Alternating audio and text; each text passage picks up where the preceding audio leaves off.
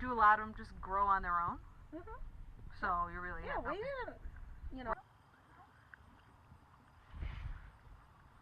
Oh, we had some winds come through. The Wyoming County Emergency Services believes it was a wind burst. It came through. I have not heard yet what the how many miles per hour the winds were yet. We're waiting for a national weather station to give us that information.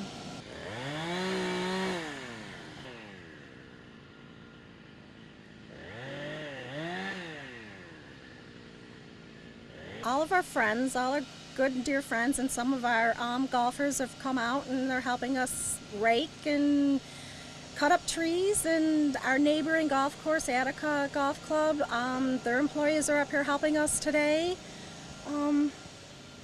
getting it cleaned up.